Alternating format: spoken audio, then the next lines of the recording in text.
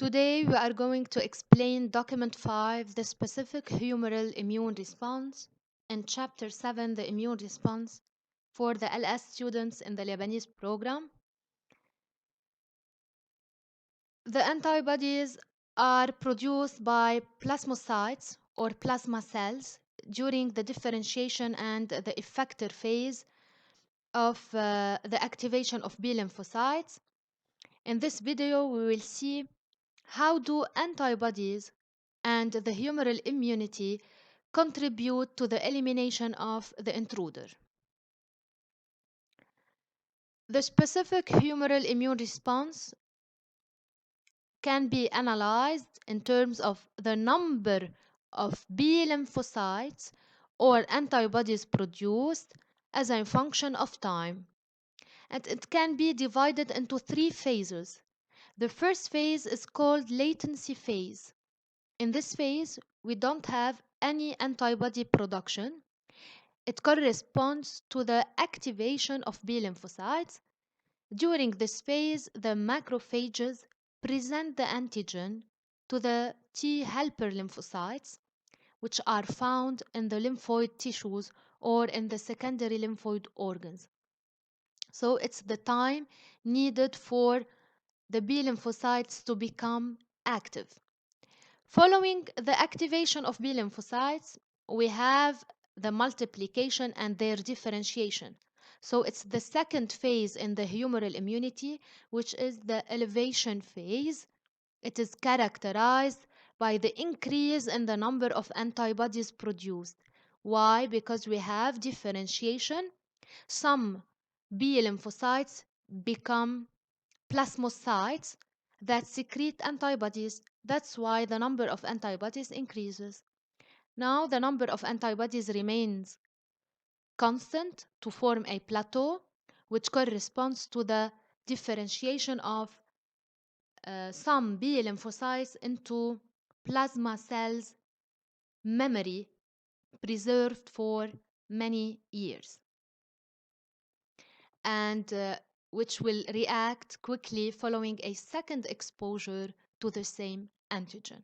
So the memory B lymphocytes don't act during the first exposure to the antigen. After differentiation and after the effector phase, we have the third phase of the humoral immunity, which is the decay phase. It corresponds to the decrease in the number of secreted antibodies, and it corresponds to the termination of the immune work. So the number of B and T lymphocytes decreases rapidly to reach a residual rate always greater than 0, which corresponds to the memory B lymphocytes. We don't have antibody secretion since the immune work being finished, but we still have memory B lymphocytes. They are preserved for a second contact with the same antigen. So these are the 3 phases of the humoral immunity that characterize the humoral immunity. The latency phase, in which B lymphocytes are activated. The elevation phase, corresponding to the multiplication and the differentiation of B lymphocytes that start producing antibodies, corresponding to the increase in the number of antibodies. And the third case is when the immune work stops, the infection is regressed, the intruder is eliminated, so the number of antibodies decreases. Here a review on the structure of an antibody. The antibody is specific for an epitope of the antigen. It has a variable region containing the antigen binding site, and the antibody has a constant region, and this constant region has a receptor for some immune cells, mainly for phagocytes. Here we have the 5 classes of immunoglobulins: IgG, IgE, IgD, IgA, and IgM. Now we pass to see the antibodies function. The antibodies or the immunoglobulins have a double competence. First, they are able to bind specifically to the antigenic molecule. And the second is that immunoglobulins favor the elimination of the antigen by other specialized components of the immune system. In fact, an antibody does not directly destroy the antigen or the invader. The antibody cannot destroy the invader, but the binding between the antibody and the antigen to form an immune complex, this binding will inactivate the antigen by three phenomena. So the first function of antibodies is the neutralization of microbes and toxins, the neutralization and the prevention of their action or their effect, the neutralization of their effect. The second function for antibodies is the opsonization, which is the stimulation of phagocytosis of the immune complex by phagocytes. And the third function is the activation of the complement. Complement is a group of immune proteins that destroy the pathogen, the microbe, or the intruder. Let's start by the first function, which is the neutralization of toxins. A variety of toxins can be found in nature, such as toxins of snake, those of mushrooms, and microbial toxins, toxins secreted by microbes or by bacteria. The antibodies are very efficient against circulating toxins.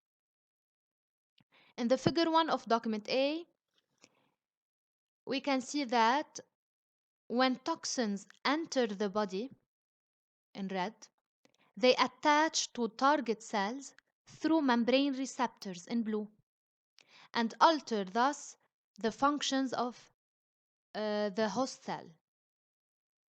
Antibodies, in figure 2, that are specific for a given toxin bind to it and cover its attachment site for the target cell.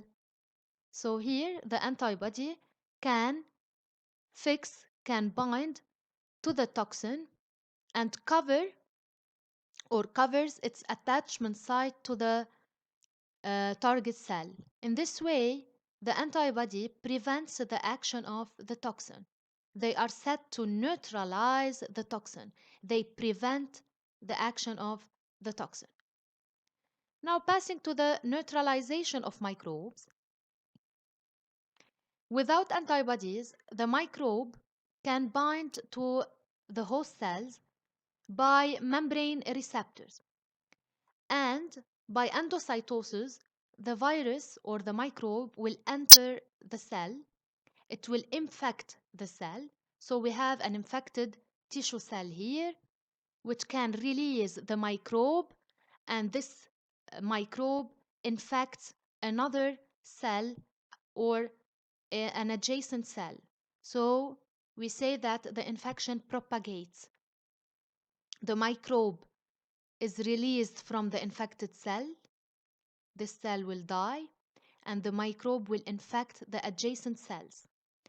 Here the case without antibodies. However, in the presence of antibodies, the antibody can block the binding of the microbe to the target cell.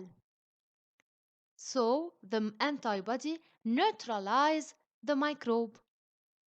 And by neutralizing the microbe, the antibody blocks the propagation of the infection. And when the microbe is neutralized, it cannot infect another normal cell. So in this way, the antibodies can neutralize microbes or toxins. It's the first function of antibodies. We pass to the second function, which is opsonization. Macrophages, as you can see here, the macrophages have receptors for the constant region of antibodies on their surface.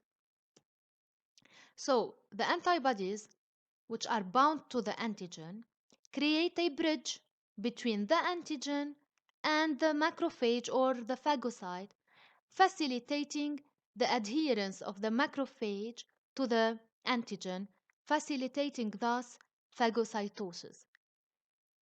The formation of bridge between the antigen and the macrophage via the antibody is called opsonization. It is very important. It stimulates the phagocytosis of the microbe or the antigen. So the second function of antibodies is opsonization, the creation of bridge between the antigen and the phagocyte in order to facilitate phagocytosis. The third function, so here as you can see, the opsonization at the end, the phagocyte digests the microbe or the antigen. Passing to the third function of the antibodies, which is the activation of the complement. The complement is a set of plasma proteins, most of which are enzymes that activate each other. The most important enzymes are C1 to C9. So C1 to C9 are called um, the proteins of the complement. These proteins or these molecules under normal conditions are inactive and circulate freely in the blood. They are activated or they become active when they recognize a pathogen or a microorganism, and they migrate to the infected tissue to trigger inflammation and to eliminate the pathogen. Once antibodies have bound antigens on the surface of a target cell, their constant region